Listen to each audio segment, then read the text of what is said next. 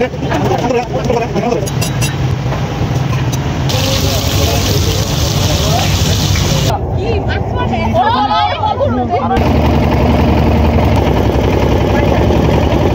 চলে আসলাম মাওয়া যাওয়ার উদ্দেশ্যে, ঘুরতে যাবো আজকে। তো সেটা নিয়ে আজকে ঘুরতে যাবো। তাকে অনেকদিন পরে মাওয়া যাচ্ছি। আর এটা হচ্ছে দোগাছি ব্রিজের উপরে দাঁড়াচ্ছি, দেখতে পাচ্ছেন। আর এই জায়গাটা এত সুন্দর, দেখতে পাচ্ছেন যে ভিউটা কি সে একটা ভিউ আছে, অনেক উপর আছি আমরা। তো এটা হচ্ছে দোগাছির ব্রিজ, এখানে ভাই বাদা সবাই ভিডিও করতেছে। তো দেখতে পাচ্ছেন এত সুন্দর ভিউ। আর যারা ঘুরতে চান তারা অবশ্যই দোগাছি মাওয়া যাওয়ার পথে অবশ্যই দোগাছি ব্রিজটা পরে এখানে দেখতে পারবেন এত সুন্দর ভিউ, দাঁড়াইতে পারেন আপনারা। তো আমরা এখন আবার অটোতে করে যাচ্ছি। তো আমরা বাসে বা ট্রেনে যাই নাই, আমাদের ট্রেনে যাওয়ার প্ল্যান ছিল, কিন্তু যে কোনো কারণবশত আজকে আমরা ট্রেনে যাবো না। তো আমরা অটোতে করে যাচ্ছি, তো সাথে থাকুন। তো অবশেষে আমরা আবার অটোতে উঠে পড়লাম, মিলে অটোতে করে যাচ্ছি আজকে মাওয়ার। আর বাকিটা আপনারা দেখতে পাবেন মাওয়াতে আমরা কী করি। পার্টি হবে। এ হচ্ছে প্রজেক্ট হিলসা। তো যারা যারা এখানে আসছেন তারা অবশ্যই কমেন্ট করে জানাবেন। আর এই জায়গাটা খুব সুন্দর। তো আমি গত থেকে ভিডিও করতেছি, যার জন্য হাত কাঁপতেছে। তো চলে আসলাম আমরা সবাই মিলে এখন মাওয়া। তো এত সুন্দর ভিউ, একটু আমরা রোদতে থাকতে থাকতে চলে আসছি। তো আমরা এটা এখন আছি নতুন ঘাটে। তো এদিকে ভাই বাদা যারা আছে দেখেন, ওরা পুরা পোস্ট পাস লইতেছে। তো রোদে তাকাইতে পারতেছিল না, এমন একটা প্যারিং। তো এদিকে আমি প্যারিং নিছি, আমি সানগ্লাসের জন্য তাকাইতে পারতেছি, কোনো সমস্যা নাই। তো অবশেষে চলে আসলাম মাওয়া ঘাটে। এটা হচ্ছে মাওয়া নতুন ঘাট। ব্রিজটা একটু রোদের কারণে প্রবলেম হচ্ছে। তো আমরা যাবো কিছুক্ষণের মধ্যে চরে ঘুরতে। তো সেটা আপনার সাথে থাকুন, ধন্যবাদ। স্পিড রুটে পরে যাবো ভাইয়া। এদিকে অনেক লোকজন আসছে, তারা ঘোরার জন্য ছবি তুলতেছিল।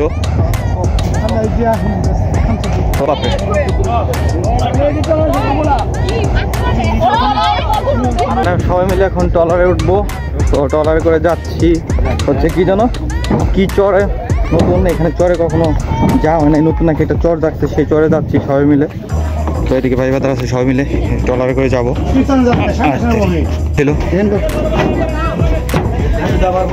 সবার সাথে আমি বসে পড়লাম, আমরা সবাই মিলে এখন ট্রলারে যাবো। এদিকে ভাই বসবো, এদিকে আসো। তো ভাতিজাকে আছে, বাকি থেকে আরো অনেক ওই লোকটা কই গেল, বেশি লেট হয়ে গেলে তো পরে সমস্যা। কোনো সমস্যা।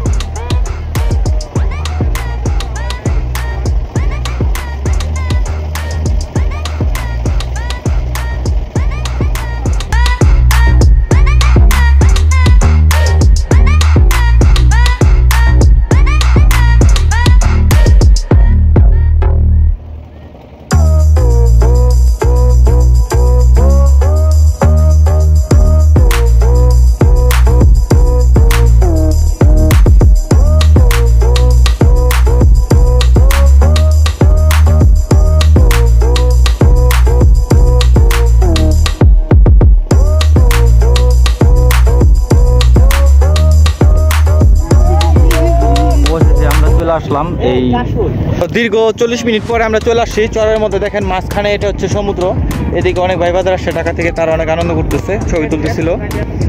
তো ওদিকে হচ্ছে আমাদের ভাই বাজার, ভাই পেছনে পড়ে গেছে। দীর্ঘক্ষণ পরে আমরা এখন আবার চলে যাচ্ছি। তো ওইটা অন্ধকার হয়ে গেছে। তো লাস্ট ভিউ দেখেন সন্ধ্যার মধ্যে, ওটা হচ্ছে ব্রিজ। তো এখানে আসতে পারেন, যারা কাছ থেকে পদ্মা ব্রিজ দেখতে চান তারা অবশ্যই এখানে আসবেন। এই চরে আসলে আপনারা দেখতে পারবেন পদ্মা ব্রিজটা, খুব সুন্দর লাগতেছে, লাইটগুলো চলতেছে। আর বিষয়টা হচ্ছে আমরা ওই যে ট্রলার এখানে, তো আমরা এখন চলে যাবো, কারণ রাত্রে করে এই চরে থাকাটা রিস্ক হয়ে যাবে, যার কারণে আমরা বেশিক্ষণ এখানে ওয়েট করবো না।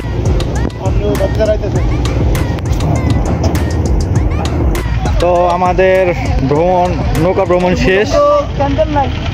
তো নৌকা ভ্রমণ শেষে ভাইয়ের নাগিন ডান্স আপনারা দেখতে পাইলেন।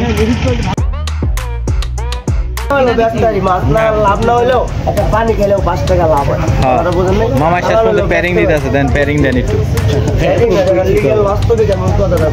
এই হচ্ছে মাছ, ইলিশ মাছ দরদাম হচ্ছে, ভাই প্যারিং রয়েছে।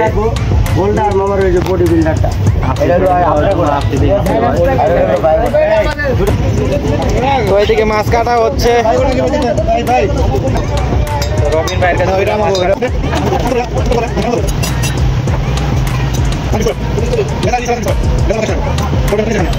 ভাই একে দইনচাটা ধরে খাওয়া থাকবেন, লড়বেন চলবেন একবার। ঠিক আছে, মামা আইছে ভাইরা মাছ খাওয়ার জন্য। না, মাছ দুটো খুব সুন্দর হয়েছে। তো ভাই আমাদের আজকে মাছ ভাজা খাওয়ানোর জন্য নিয়ে আসছে মামাতে। তো ভাই আজকে সব কিছু দায়িত্ব নিয়ে নিয়েছে পুরা কাঁধে।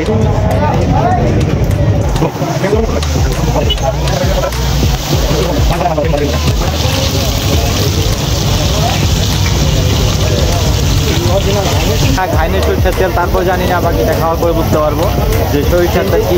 কিন্তু স্মেল আছে না বেশটা। আচ্ছা ঠিক আছে, দেখি মনে খাওয়ার সময়তে সরিষার তেলটা মনে প্যারিং হয়ে গেছে।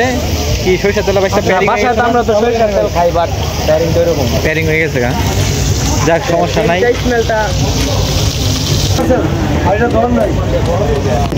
তো এইদিকে আমাদের খাওয়ার জন্য যে মাছ দিয়েছিলাম সেটা প্রস্তুত হয়ে গেছে। তো এখন আমরা বসবো। তো আমরা সবাই ওদিকে মামা ওইনা বসে, তো আমরা এদিকে ভাতিজার আমি বসছি এই সাইডে।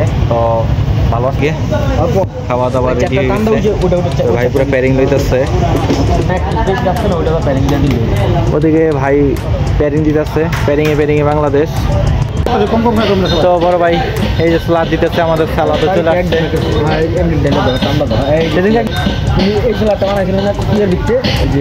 সালাদ ভাই ভালো খাইতেছে মালে। ভাতিজা ওদিকে বাইকনা জাল লাগিয়ে গেছে, জল খাইতেছে। তো আজকের মতো আমাদের ভ্রমণ এখানে শেষ। তো আমরা এখন সবাই মিলে রাত্র হয়ে গেছে, আমরা এখন চলে যাচ্ছি।